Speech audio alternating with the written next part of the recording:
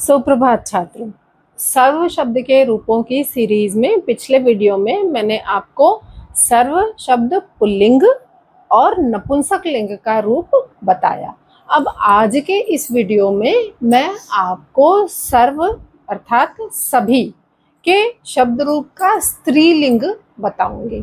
तो पहले मैं रूप लिखती हूँ, फिर उसके बाद मैं आपको समझाती हूँ।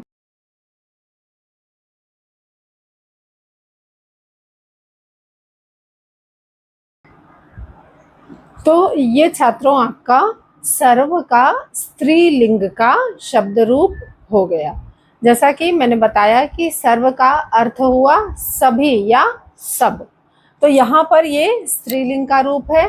अब जैसे आपने अकारांत पुल्लिंग का रूप याद किया और आपने सर्व का पुल्लिंग रूप उसी प्रकार से बनाया, बस उसी तरह से आप आकारांत स्त्रीलिंग का रूप यदि याद करेंगे तो सर्व के स्त्रीलिंग का रूप भी आप बनाने में सक्षम होंगे। तो अब यहाँ पर हम सर्व के इस रूप को पढ़ते हैं और सीखते हैं।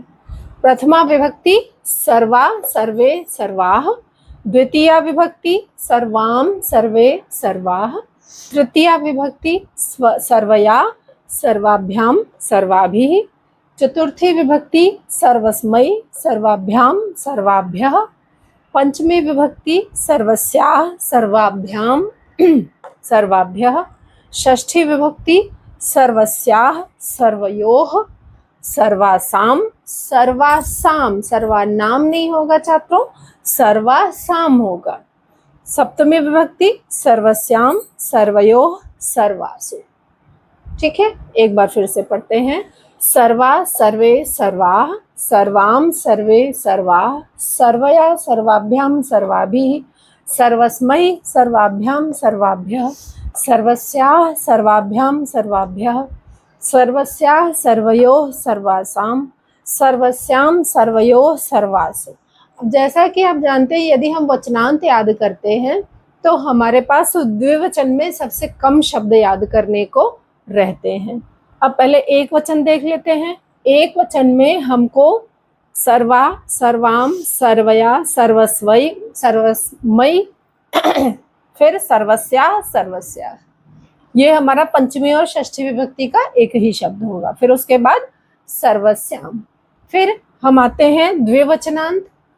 इसमें आप याद देखिए, एक आपने याद किया सर्वे, ये आपका प्रथमा और द्वितीय दोनों ही विभक्ति में हो गया। फिर आपने याद किया सर्वाभ्याम, ये आपका तृतीया चतुर्थी पंचमी दोनों तीनों विभक्तियों में हो गया। फिर आपने सर्वयो शब्द याद किया, ये आपका षष्ठी और सप्तमी विभक्तियों में हो गया। अर्थात आपको 3 शब्द याद करने हैं। कौन से 3?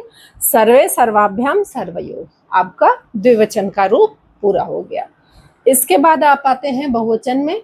तो बहुवचन में हमें याद करना होगा सर्वा प्रथमा और द्वितीय विभक्ति में हो गया, तृतीय विभक्ति में सर्वाभिः, चतुर्थी और पंचमी में सर्वाभ्यः, और षष्ठी में सर्वासाम और सप्तमी में सर्वासु। ठीक है छात्रों, एक बार फिर से मेरे साथ याद करिए। सर्वा सर्वे सर्वा, सर्वाम सर्वे सर्वा, सर्वया सर्वाभ्याम सर्वाभिः, सर्वस्मै सर्वाभ्याम सर्वाभ्यः, सर्वस्या सर्वाभ्याम सर्वाभ्यः, सर्वस्या सर्वयोः सर्वासाम सर्वस्याम सर्वयोः सर्वासु। तो ये हो गया छात्र सर्व शब्द का स्त्रीलिंग का रूप। तो अब छात्रों मैं यहाँ पर आपको एक शब्द का वाक्य प्रयोग भी करके बताऊंगी।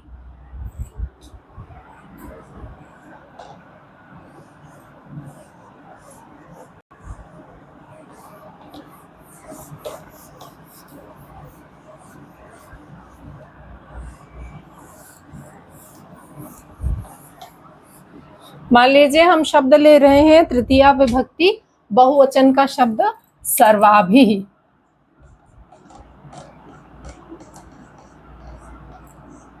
तृतीया विभक्ति बहुवचन का शब्द सर्वाभिः हमने लिया। अब इसका वाक्य मैं आपको बना करके बताती हूँ।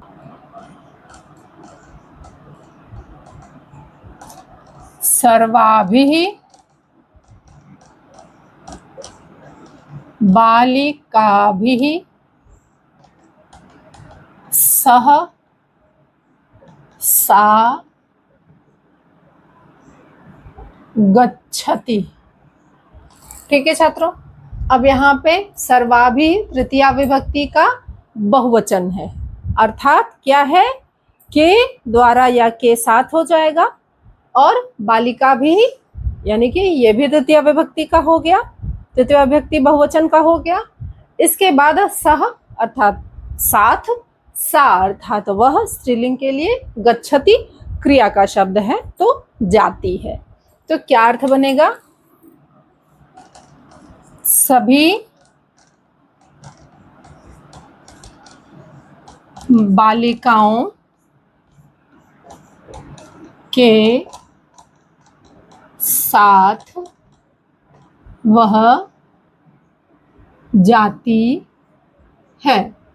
इस प्रकार से छात्रों जब हम शब्दों को याद कर लेंगे तो वाक्य बनाने में हमें सुविधा होगी और हम शब्दों को समझते हुए, कारकों को जानते हुए वाक्य को बना पाएंगे। तो आशा करती हूँ छात्रों आपको ये रूप याद हो गया होगा, और जो ये वाक्य मैंने आपको एक बना करके समझाया ये आपको समझ में आ गया होगा कि ये तृतीया विभक्ति बहुवचन का शब्द है, ये तृतीया विभक्ति बहुवचन का शब्द है, ये क्रिया का शब्द है। ठीक है छात्रों, तो इस प्रकार से आप इसको समझ पाए होंगे ऐसी मेरी आशा है। चलिए ठीक है, धन्यवाद।